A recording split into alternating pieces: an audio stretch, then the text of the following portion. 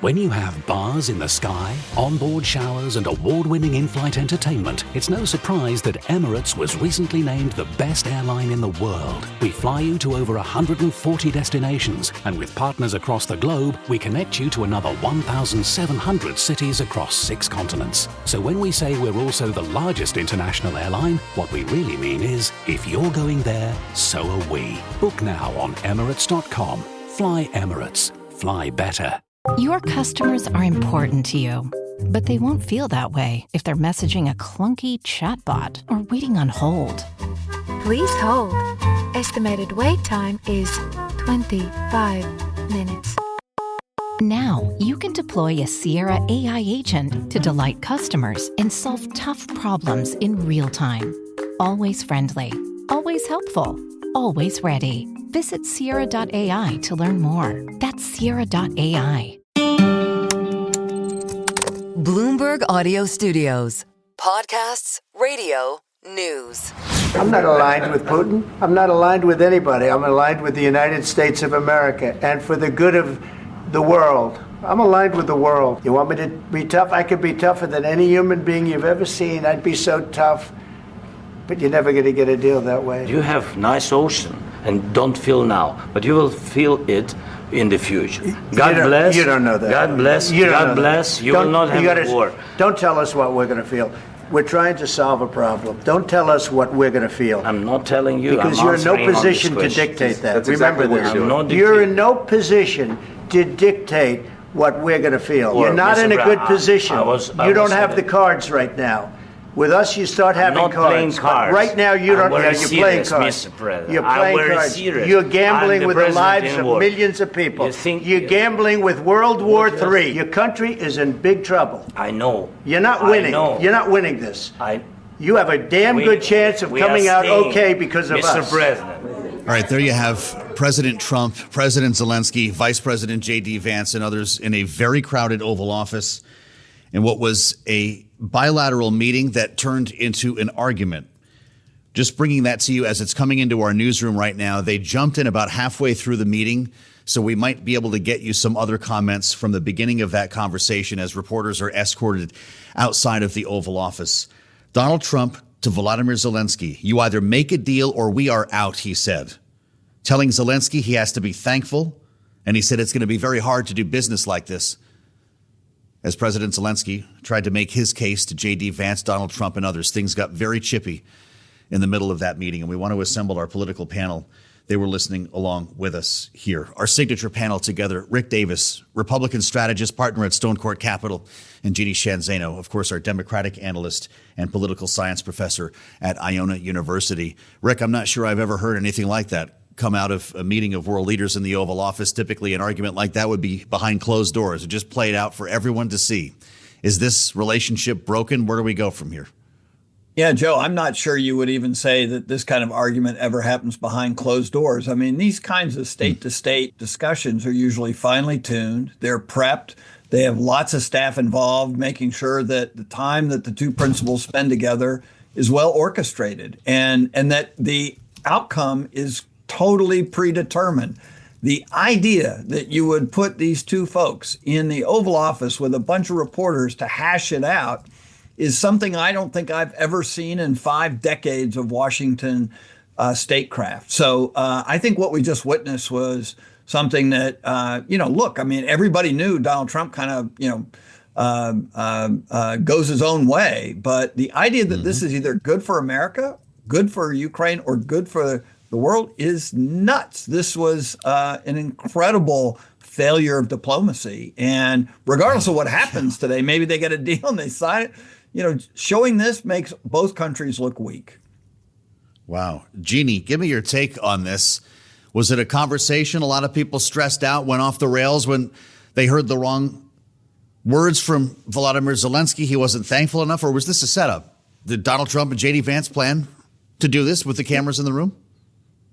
Yeah, I mean, one of the big questions hanging over this meeting, in addition to security guarantees, which we could probably forget that question for right now, was can we work together?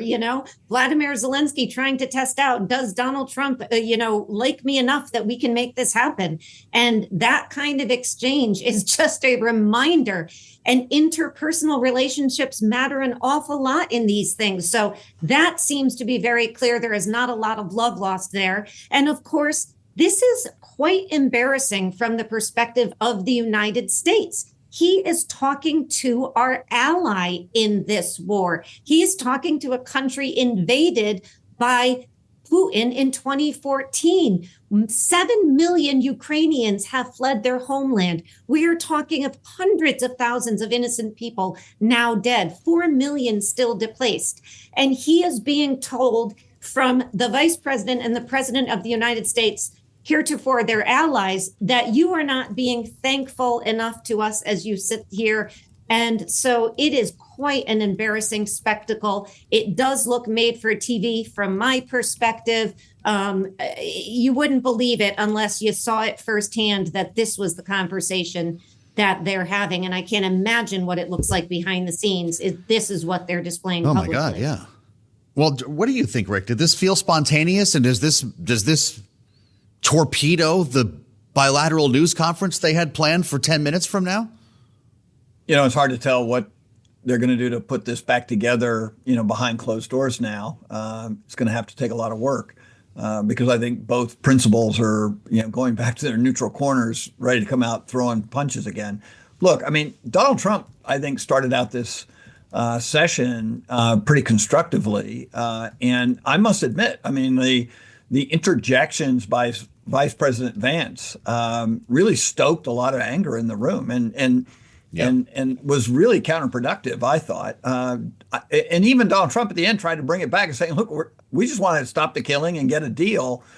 And the elements of a deal are there, right? He's had great meetings this week with leaders of Europe and in France and Great Britain, all of whom have guaranteed certain security measures that they would do in case of a ceasefire or a end of the war.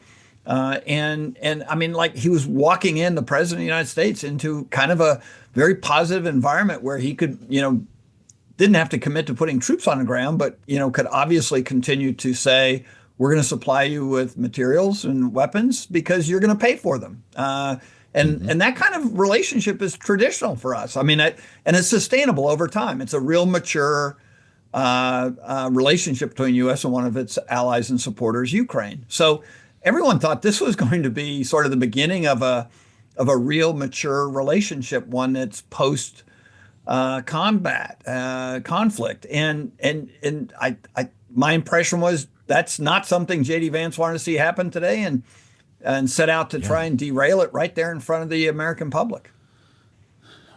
Just about a minute or two left here, Jeannie. Donald Trump invoked Vladimir Putin, talked about what they had gone through, how much they went through together during the Russia investigation. He started doing the Russia thing. He got very angry looking as he was referring to this. He also revealed that he just met again recently with Vladimir Putin. Do you think the Russian president had a sense of what this meeting was going to be like? It's hard to know. We thought this was a win for Vladimir Zelenskiy, that he got to Donald Trump personally face to face first. And, I think there is going to be some criticism all around, obviously, starting with J.D. Vance, but including Vladimir Zelenskiy. The reality is Ukraine, unfortunately, does not have a lot of cards to play. And those were the exact words that Donald Trump used. I'm not sure he needed to say it that viscerally, but that's what he said. And he's right. That's why Zelenskiy's task today was to do what they told Queen Victoria. Close your eyes and think of England. Close your eyes and think of Ukraine. And the reality is he couldn't get there in the face of J.D. Vance's taunting. And so I think he's going to bear some criticism on this as well, because the reality is Ukraine needs the support of the United States if they are going to sustain. Well, our panel's going to stay with us. G.D. Shanzano and Rick Davis. We're going to try to unpack what the heck just happened in the Oval Office. So stay with us right here on Bloomberg. When you have bars in the sky, onboard showers, and award-winning in-flight entertainment, it's no surprise that Emirates was recently named the best airline in the world. We fly you to over 140 destinations, and with partners across the globe, we connect you to another 1,700 cities across 6 continents. So when we say we're also the largest international airline, what we really mean is, if you're going there, so are we. Book now on Emirates.com. Fly Emirates. Fly better. This show is sponsored by BetterHelp. BetterHelp has been revolutionary in connecting people to mental health services. Using BetterHelp can be as easy as opening your laptop or your phone and clicking a button, and a session begins. Clients are able to choose in what way they would like to communicate with me, whether video or on the phone or chat texting. BetterHelp is there when you need it, and that's what makes all the difference. Visit BetterHelp.com/podbusiness to get 10% off your first month. Therapists work compensated. You're listening to the Bloomberg Balance of Power podcast. Catch us live weekdays at noon and 5 p.m. Eastern on Apple CarPlay and Android Auto with the Bloomberg Business app. You can also listen live on Amazon Alexa from our flagship New York station. Just say, Alexa, play Bloomberg 1130. We're going to have a conversation ahead with former Ambassador Daniel Fried. First, we want to talk with Nick Wadhams, who leads our national security coverage here in Washington, D.C. Nick, have you ever seen anything like this before?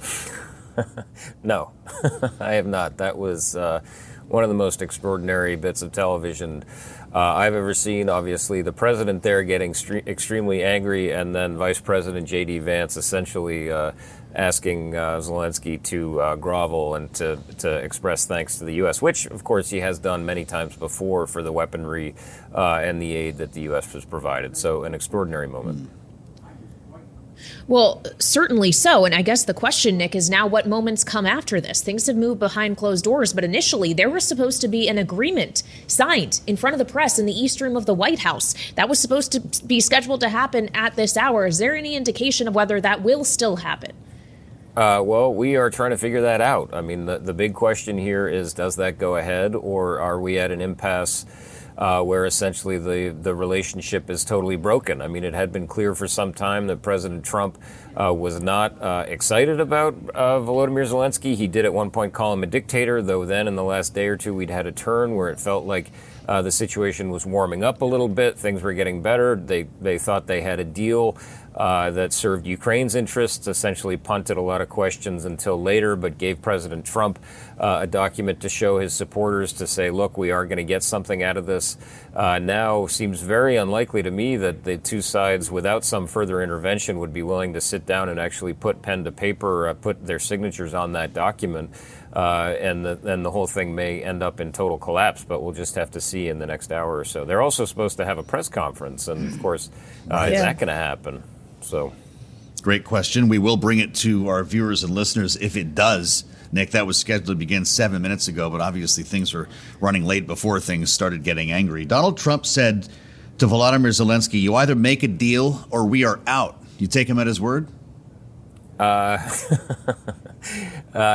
I would take him at his word on that. I mean, you know, the thing that's so interesting is this critical minerals deal, when you get down to it, was essentially an agreement to have talks about talks at a later time. So there wasn't really anything in it that actually committed either side to much of anything. And indeed, there was some speculation that this was basically something that Ukraine and some pro-Ukraine lawmakers and others in the United States could put in front of President Trump and say, listen, we got this from them. Now we can get down to the real business of actually having real negotiations, both over this deal, but over a peace agreement later on.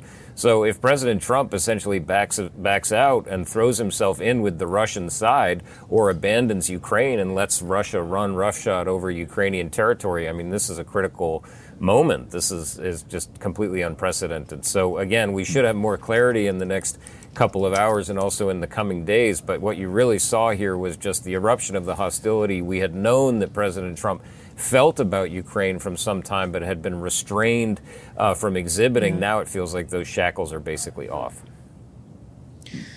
All right, Bloomberg's Nick Wadhams, thank you so much with reaction to the footage we've all just seen and watching it alongside us now. Here in our Washington, D.C. studio is Ambassador Daniel Freed, Distinguished Fellow at the Atlantic Council, also former U.S. Ambassador to Poland and former Assistant Secretary of State for Europe, here with us on Bloomberg TV and radio. So obviously we all saw, we all heard the exchange that happened between these three. Ambassador, what do you make of it?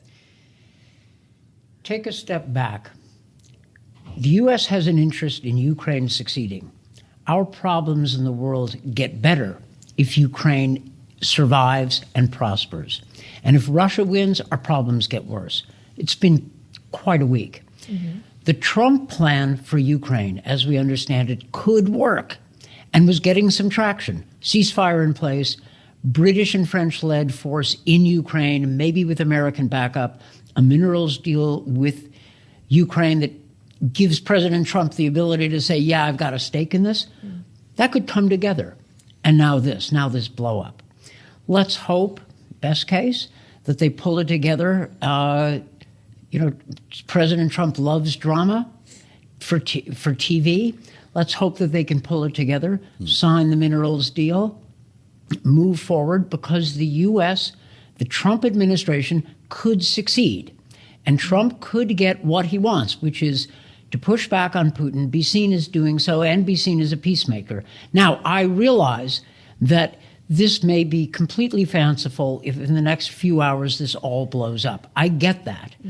But my job for 40 years, Foreign Service Officer, is to try to look at the way forward. And there is a way forward, which is why my frustration is that the administration keeps stepping on its own policy. This fight in the Oval was not necessary, especially because Zelensky is actually working according to Trump's plan. He's ready to sign the deal. I suspect he's ready to accept a ceasefire if he gets enough security. Trump could win if he has the discipline to see it through. You've been in many rooms with world leaders for very sensitive negotiations. I'm guessing you two have never seen anything quite like that. Did it feel authentic? Did it feel spontaneous? Or was there some show business with cameras and microphones in the room today? That's a good question. I watched it carefully. I think Vice President Vance was provoking Zelensky. I think Zelensky could have answered it differently. He was trying to explain the details. That's not what I would have done or advised him to do. But then you had the president and the vice president basically bullying a Democratic leader who is fighting for his freedom and ours. So I don't see what American interest is advanced by having this fight. Was it deliberate? Was it an ambush? It's possible, but the larger question remains, what do we get out of having a fight? I know what Putin gets. What do we get? We get a lot if Ukraine succeeds, and especially if we get the British and French to carry the heavy load of the security burden. That's quite a success for Trump, success for America. I'm all on board. But the administration has to follow its own plan and not get distracted by this stuff. Well, on your point, Ambassador, about it being in U.S. interest to see Ukraine succeed to the extent it can, it did seem we saw President Zelensky trying to make that point when he suggested, yes, I know you're here on the other side of the Atlantic, but you could ultimately feel this. President Trump pushed back on that, saying, don't tell us what to feel, but also then later suggested Zelensky right now is toying with World War III, which presumably would involve the U.S. in somehow. We aren't immune to conflicts like that, as we saw with the prior World War. So which is it? Yeah, President Trump was just wrong about that. We thought we were safe behind two oceans and then Pearl Harbor, right? We figured it out fast. We can't be the lonely bastion of freedom in the world. That's what Franklin Roosevelt, Harry Truman, and Ronald Reagan taught us. And that's the right lesson. The Trump administration, in its more wise moments, understood that we're in a period of great power rivalry and we have adversaries. Russia, China, Iran. So, yeah, let's work with our friends to contend with our adversaries And Ukraine is our friend, maybe a little difficult sometimes, but still. But the president today didn't seem to characterize Russia as an adversary necessarily. When he was asked, do you feel in the middle? He said, I'm for both Ukraine and Russia. How did you interpret that? Well, that's not the language I would have used. And I don't think our position at the UN was very good on Monday, where we supported a weak resolution. But if that's the way President Trump wants to play it, okay, play it that way, but then land the deal. And the deal has to provide for Ukraine's security, because if it doesn't, then we've been suckered by the Russians. And in, diplomacy, don't be the sucker. We love talking with practitioners. You're a career diplomat. Bring us into the room, and maybe not an extreme like this, but when a meeting devolves, the reporters have left. Who is in the diplomatic delegation who gets their arms around this? Do people go to separate rooms? What do you do now as a diplomat when the meeting just blew up in your face? You advise your principal on how to fix it. What do you do to set it right? What do you do in terms of what's possible for you politically? And someone like me is supposed to find a way forward. So, if I were advising President Trump, I would say, look, you made your point. Now tell Zelensky, make light of it. Tell Zelensky we need a deal. Let's show people after we've pushed back that we can do this. But you get the boss alone in a room right now. Everyone goes cool off for a minute. I need to talk to you alone. The national security, this is the job for the national security advisor. Yep. And I think Mike Waltz is a serious person. And he was right in there. That's right. Yeah. Now, I also think that Zelensky's people should figure out a way for him to approach Trump and make clear that, yeah, he's grateful to the United States. And yeah, he appreciates Trump's role in pushing things forward. Say that. It's true enough, and it will help. So at moments like this, the pros scramble. Don't wring your hands. Don't complain. Figure out what you're going to do. Figure out the way forward. And do it fast. Maybe they will have this news conference, Kailey. Well, I was just about to ask, Ambassador, do you have confidence that they are able to do that? And we'll see these two having corrected or taken the break that they need, facing the press once again this afternoon. I'm in an impossible position because we're going to know just how wrong I am. I would say this, because it's Donald Trump, who loves drama and twists and turns, he could easily decide to pull it back. He could. Now, I'm not saying he will, but I don't think all is necessarily lost, right? He loves TV drama, and he's got one going. But the drama, you don't milk that drama if you continue the fight. You get more attention and put yourself maybe in a stronger tactical position if you can come out and say, yeah, that was rough, but we've agreed. So if I were advising the president, I would say, okay, you pushed hard, now land a deal. If you're Donald Trump, you can take credit for saving this day, can't you, if things go right? That would be my advice. Again, they're not going to ask me, but somebody like me is supposed to advise the president on how to succeed on his terms. Ambassador, I apologize for interrupting, but we just got a statement from the president, which reads as follows. It's amazing what comes out through emotion, and I have determined that President Zelenskyy is not ready for peace if America is involved because he feels our involvement gives him a big advantage in negotiations. I don't want advantage, I want peace. He goes on to say, he disrespected the United States of America in its cherished Oval Office. He can come back when he is ready for peace. Well, pretty remarkable here. Well, that's unfortunate, especially because we showed no similar toughness in New York on Monday with a weak UN resolution.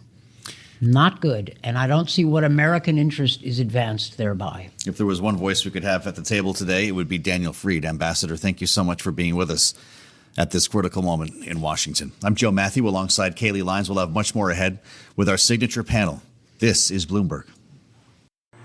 When you have bars in the sky, onboard showers, and award-winning in-flight entertainment, it's no surprise that Emirates was recently named the best airline in the world. We fly you to over 140 destinations, and with partners across the globe, we connect you to another 1,700 cities across 6 continents. So when we say we're also the largest international airline, what we really mean is, if you're going there, so are we. Book now on Emirates.com. Fly Emirates. Fly better. This is a message from sponsor Intuit TurboTax.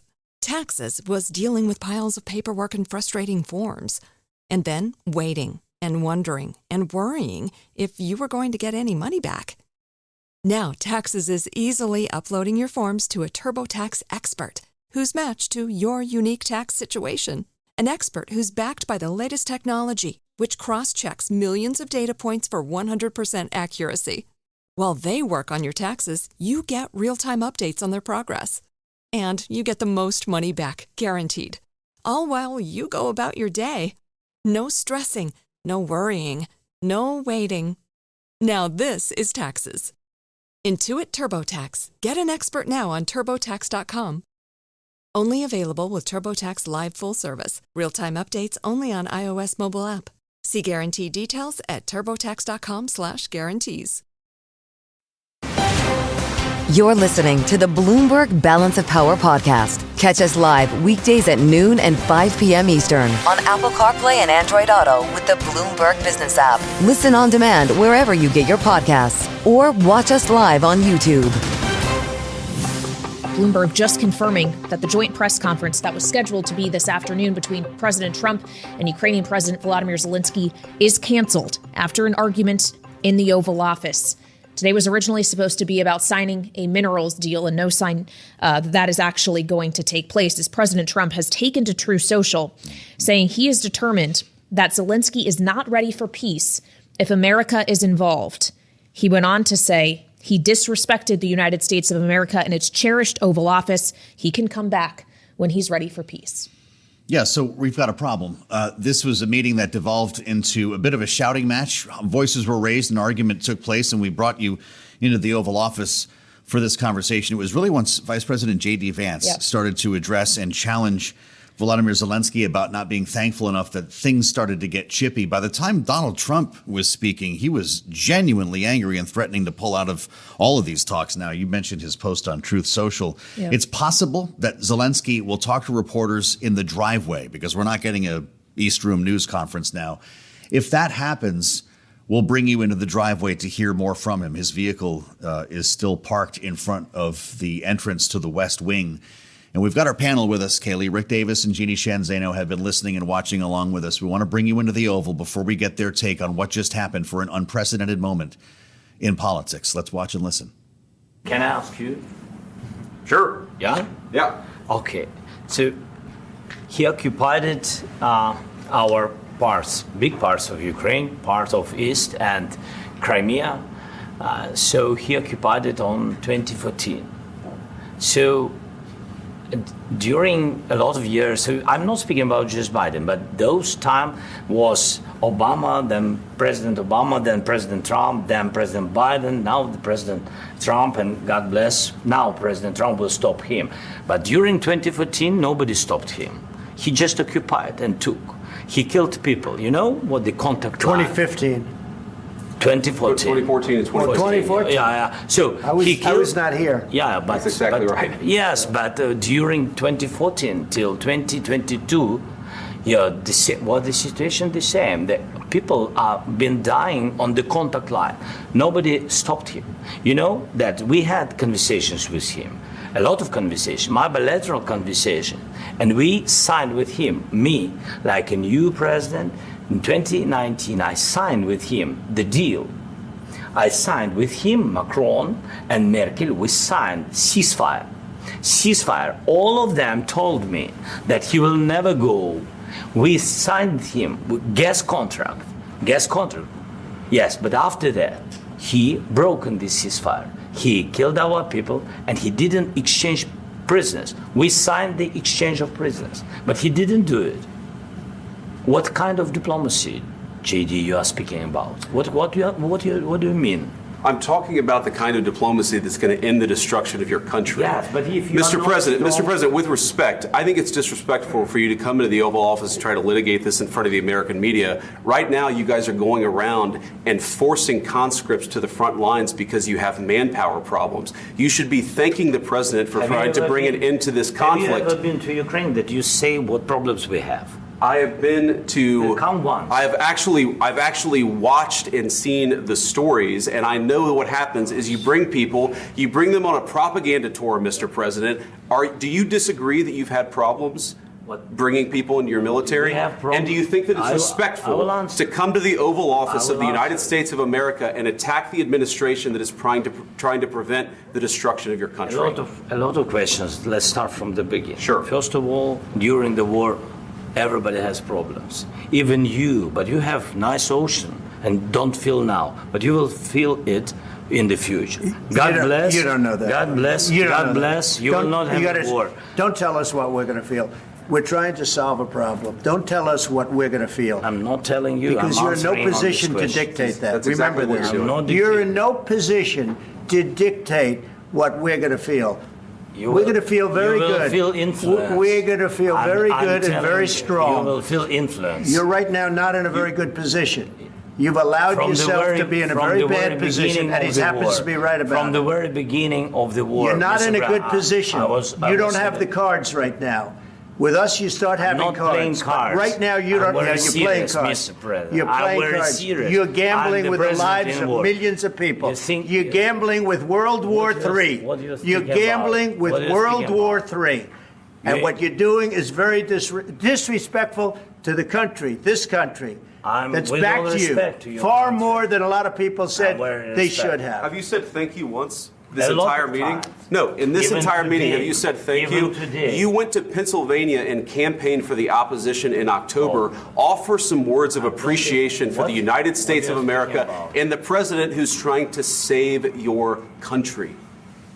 Please, you think that if you will speak very loudly about the war, you can... He's not speaking loudly. He's not speaking loudly. Your country's in big trouble. Can I Wait a answer? minute. No. You've done a lot of talking. Your country is in big trouble. I know. You're not winning. You're not winning this. You have a damn good chance of coming out okay because of us. Mr. President, we are staying in our country, staying strong from the very beginning of the war. We've been alone, and we are thankful. I said thanks you haven't in been this alone. cabinet. You haven't been alone. In this cabinet. We gave you, through this stupid president, $350 billion. We gave you military equipment, and your men are brave, but they had to use our military. What about if you didn't have our military equipment, if you didn't have our military equipment, this war would have been over in 2 weeks. In 3 days. I heard it from Putin. In 3 days. This is something maybe new. Less. In 2 weeks. Of course, yes. It's going to be a very hard thing to do business like this. Again, I tell you. Just say thank you. I said a lot of times accept that there are disagreements, and let's go litigate those disagreements rather than trying to fight it out in the American media when you're wrong. We know that you're wrong. But you see, I think it's good for the American people to see what's going on. I understand, sir. I think it's very important. That's why I kept this going so long. You have to be thankful. You don't have the cards. Thankful. You're buried there. Your people are dying. You're running low on soldiers. Listen, you're running low on soldiers. It would be a damn good thing. And then you tell us, I don't want a ceasefire. I don't want a ceasefire. I want to go and I want this. Look. If you could get a ceasefire right now, I tell you, you take it so the bullets stop flying and your men stop getting killed. Of course, we want to stop the war. But you're saying you don't want a ceasefire. But I said to you, I want a ceasefire. With guarantees. Because you'll get a ceasefire faster than an agreement. Ask our people about ceasefire, what they think. That wasn't with me. That wasn't with me. That was with a guy named Biden, who was not a smart person. That was with Obama. It was your president. Excuse me. That was with Obama, who gave you sheets, and I gave you javelins. Yes. I gave you the javelins to take out all those tanks. Obama gave you sheets. In fact, the statement is Obama gave sheets and Trump gave javelins. You got to be more thankful, because let me tell you, you don't have the cards. With us, you have the cards. But without us, you don't have any cards. And there you have it, the dispute in the Oval Office between President Trump, Vice President J.D. Vance, and Ukrainian President Volodymyr Zelenskiy, which has now resulted in the cancellation of a press conference that was supposed to be held at this hour with Trump and Zelenskiy. And Donald Trump saying on Truth Social that Zelenskiy can return when he is ready for peace. We are watching outside the White House to see if the Ukrainian president does indeed depart and whether or not he speaks to press in the aftermath of this, given that the scheduled time at which he could have done so has now been called off. Yeah, we should note, by the way, that this is an incredibly busy day at the White House. There are scores of reporters there who also came from Europe, came from Ukraine, not to mention, of course, the American reporters who were there for a very important day that we expected to see the signing of a minerals deal between the U.S. and Ukraine. The briefing room is packed. The Oval Office was packed with those selected to be part of the pool today, but there will be a throng of reporters. I believe Josh Wingrove described it as a zoo when he got there earlier this morning. They're in the driveway, as you can see now on Bloomberg TV and on YouTube. The vehicle that brought Volodymyr Zelenskiy to the White House is waiting for him just outside the West Wing entrance. And if we were able to pull out a bit, you'd see the sticks, as they call it, the stakeout position where microphones and cameras are waiting for him. So, Kailey, he may well take some questions. We'll find out together. Indeed. And while we await to find out, we turn back to our signature political panel who was with us today, Rick Davis and Jeannie Shanzano, both Bloomberg Politics contributors. Rick, given what we all just listened to, again, the tone, the language that these three were using with each other in the Oval Office of all places, are you surprised that things cannot move forward in the aftermath, or at least don't seem to be moving forward now? Yeah, you would think that they'd set aside the emotion that the statement referred to from the White House and regroup with their teams. I can imagine National Security Advisor Walz is in conversations with the president, vice president, and his team, trying to make something out of this. You don't get these opportunities very often to have something go forward toward a constructive peace agreement like today was planned to be, and allow something like the spectacle in the Oval Office to derail it. But the statement it speaks for itself. It sounds like there's no further progress that'll be had today, and these teams will have to reset and find a new avenue toward diplomacy. So this is not followed along the lines of any diplomatic effort I've ever seen. Lots of momentum coming into today with the meetings earlier this week with the Prime Minister of the UK and the President of France. And you would have thought that this would have resulted in a very positive, constructive outcome. Instead, you have high fives in the Kremlin. This is exactly what they would have wanted to see happen. And it's going to be a big step backwards in stopping the fight that Donald Trump claims is his number one priority: stop the bloodshed. High fives in the Kremlin, Jeannie. Would it be smart politically for Zelensky to come out of that West Wing entrance we're looking at right now and take questions from reporters, try to make this case, or does he dig the hole deeper for Ukraine? You know, it is such a tough call for Zelensky. He had one big job to do, which was to try to mend a heretofore difficult relationship with Donald Trump today. And the clip you played is so important because you can hear him at the offset of that trying, fairly innocently to explain to J.D. Vance and the president the history. He is a war leader for 3 years. The history of his country going back to 2014, the 2 Minsk agreements signed that Vladimir Putin, after invading his country, did not live up to, and trying to explain to them why they cannot trust, or he cannot trust, Putin to live up to an agreement now. And then you hear J.D. Vance come in quite frankly, like he was talking to one of his young children or something, berating Zelensky. And then, of course, Donald Trump jumped right into that. And, the reality is that this is going to be very, very tough to repair. It doesn't mean we won't get that rare earth mineral deal, but this goes so far beyond that. And I think one thing to watch for here is, can Marco Rubio and Walz, who are more interventionist in the traditional sense, walk Donald Trump off the ledge here and walk this back and get this deal back on track? I don't know if it's possible, but there is a big division in this administration between those who are non-interventionists like J.D. Vance, who, by the way, in the Senate did not support aid for Ukraine, and those like Rubio and Waltz. And we have to see if they can bring Donald Trump back to the idea that a deal on the rare mineral or rare earth minerals would give us a leg up economically. And then that would sort of, lay the groundwork for them to move forward with a potentially relationship to be built on with Zelenskiy. But very, very tough for Zelenskiy. 3 years at war, so many people dead and displaced, to have to listen to the vice president demanding that he be express more gratitude. And quite frankly, the ahistorical, renditions of what has happened in his own country. Well, to Jeannie's point, Rick, as we consider the cast of characters here beyond just the president and vice president, Secretary of State Marco Rubio, National Security Advisor Mike Waltz, those who are more hawkish in Congress who have long supported Ukraine. I'm thinking here Senators Lindsey Graham and others. Do you expect a collective voice here could come to check the impulses of the president and vice president on this one? Or is it ultimately what they say that will go? Because President Trump is suggesting he's communicating directly with Vladimir Putin.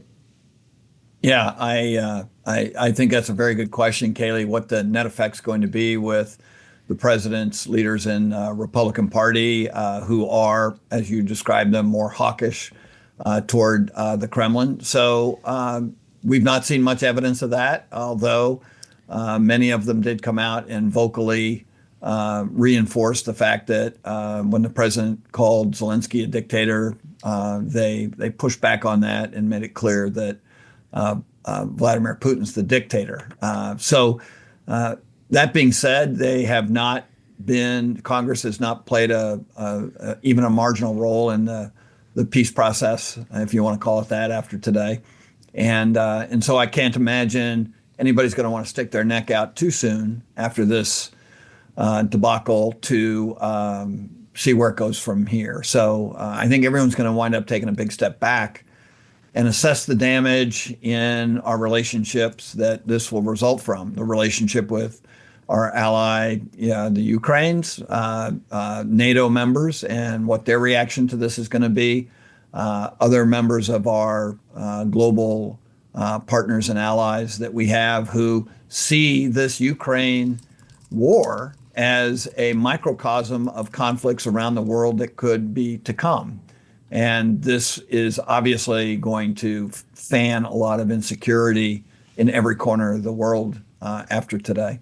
If you're just joining us on Bloomberg TV and radio, we were supposed to be bringing you a joint news conference between Trump and Zelensky at this time. It has been canceled after a meeting in the Oval Office turned sour. Voices were raised, an argument was had, and frankly, it's unclear exactly where this relationship is going and what the status of talks are with Ukraine and with Russia. We are spending time with our signature panel right now, Rick Davis and Jeannie Sheehan Zaino, as we try to get our heads around everything that just happened here. Rick, what takes place now that President Zelensky has left the White House? The diplomatic corps, national security advisor have to hash out what might be the next step here. What do you expect? Yeah, I'm sure the team is meeting right now in the Oval Office with the President of the United States, the national security advisor, and other leadership within the White House, those who attended the meeting and those who have responsibilities for the various branches of service that will be involved normally in an event like this with a country as close as we are to Ukraine. And the real question is, where do you go from here? How do you look at a trajectory that Donald Trump clearly had a plan, right? He's been talking directly to Vladimir Putin, creating an opening, massaging egos in the Kremlin to get them to a place where he thinks he could get a deal. Probably managing some of his public statements about Ukraine with that in mind, which has strained the relationship with Ukraine, but otherwise has resulted in what we thought was going to be the first step, a agreement to give U.S. access to rare earths in order to, in essence, pay back some of the money that we've invested in the Ukraine effort. That's now shot. The real question is, too, to me, that Vladimir Zelenskiy and his team will meet back probably at the hotel right across the Lafayette Plaza from the White House.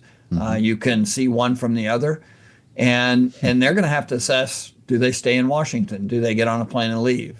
Do they continue to hold interviews and press availabilities that are currently scheduled, or do they take those off the schedule?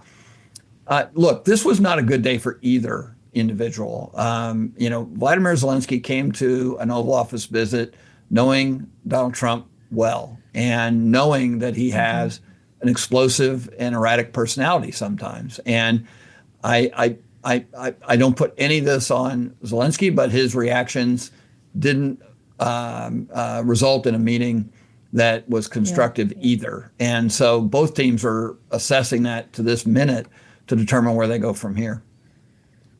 I think we had all drawn this conclusion already, but Bloomberg is now confirming with sources familiar that the U.S. and Ukraine did not sign that minerals deal today. They failed to sign the agreement on natural resources. Jeannie, it's also worth pointing out, as we have just seen now, a third world leader leaving the White House this week.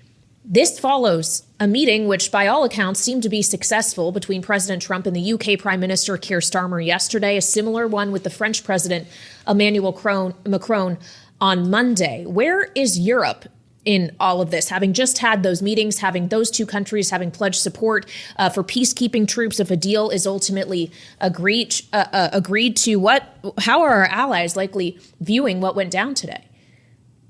Well, they have to just be as stunned as we all are. I mean, this was supposed to be, to your point, Kailey, the bookend of this week of meetings that started off with Macron and Starmer and seemed, at least on the face of them, to have been pretty successful in terms of, trying to pull Donald Trump over to the recognition that the United States has a role to play in securing the future of Ukraine. And that is obviously not at all what we've seen go on here. And I do think we have to think long and hard now about this deal. This deal was first broached by Zelensky last year. It seems to have been Waltz and Rubio who tried to bring it up again as a means to get Donald Trump on board, because we know he likes to make deals. And this would allow us to get as many rare earth minerals maybe as China, or at least move in that direction. But all along the way, he has been no friend of Vladimir Zelenskiy or Ukraine. And of course, now he has a vice president who has long expressed consternation about our support of Ukraine. So, as we watch this go down, I am not so sure that it is going to be resurrected quite as easily as some people think, because for Donald Trump, this is, a sense that he has long had, that there are points at which Vladimir Putin has spoken that he reiterates often, and he has a very, very different view of the war in Ukraine than the United States has expressed prior. Jeannie Shanzano and Rick Davis, our signature panel, Bloomberg Politics contributors on a breaking news Friday here in Washington, D.C. I'm Joe Mathieu alongside Kailey Leinz. We want to bring you back to the White House right now. You just saw President Zelenskyy's SUV with a van carrying the Ukrainian delegation head right down the driveway out of the complex, as Rick said, across Lafayette Park to the Hay Adams Hotel. They drove right by our tent on the North Lawn, where we find Bloomberg's Tyler Kendall right now with the latest. What else is going on there, Tyler? Well, Joe, just a stark difference from when Zelensky arrived at the White House this morning. He was greeted by an honor guard, 56 service members carrying flags of each of the U.S. states and territories greeted him. I watched him and President Trump have that handshake right in front of the West Wing, and then just how quickly this has devolved. I mean, waiting for Zelensky to come out here on the White House North Lawn, every reporter came out. You could hear a pin drop as we waited for that door to open. Ultimately, with Zelensky coming out, not answering any of our questions. We also saw the rest of his delegation pile into their vans as they slowly drove out of these northwest gates right behind me. So big developments about what happens here next. We're waiting to see if we get any additional information from this White House, if they're going to brief us reporters about what the next steps are coming. But Bloomberg News confirming that critical minerals deal was not signed, something that President Trump said was critical for the U.S. To move forward when it comes to negotiations to end this war in Ukraine. All right, Bloomberg's Tyler Kendall live at the White House on a historic day. I think we can all say thank you so much. And we want to add the voice now of Kailey Grieco, senior fellow with the Stimson Center's Reimagining U.S. Grand Strategy program, with us here on Bloomberg TV and radio. Kailey, we have been checking in with you throughout the duration of this war, which is now, of course, in its fourth year. And we should all bear in mind that the President Zelenskiy, who we just saw leave the White House, is also leading a country who is still actively at war. And I wonder how this scene playing out, and Vladimir Putin obviously going to be able to bear witness to this, impacts what will actually be happening on the ground and how things move forward from here. Yes. Well, thank you for having me. I will say I'm a little speechless having just watched what happened. I think the good news, if there is any at the moment, is that just in the last few days, the Ukrainian government has said publicly that they're able to sustain themselves in terms of funds, equipment, and ammunition for at least the first half of this year. So there won't be an immediate impact on the battlefield in terms of material shortages. The only thing I can anticipate, if there, for some reason, the United States cut them off of intelligence sharing. We've been providing a lot of ISR, intelligence, surveillance, reconnaissance information that helps the Ukrainians with targeting. And if that was to be cut off, or if they were to lose access to Starlink, which of course is a Musk company, that would have a major impact. It's pretty remarkable, to your point, Kelly. I never thought we'd be talking about a moment like this. Everyone we're talking with is sharing the same sentiment that you have here. It's like that moment you can't believe you're getting into a fight, or was it? Was that stagecraft at the same time? This is a conversation that a lot of Donald Trump supporters were probably looking forward to hearing and seeing, not fans of President Zelenskiy, and they don't think that he has been grateful enough. What's your thought? Yes, I mean, I will say that my interpretation of what happened is I see it as, it looked to me like he was baited, to be honest.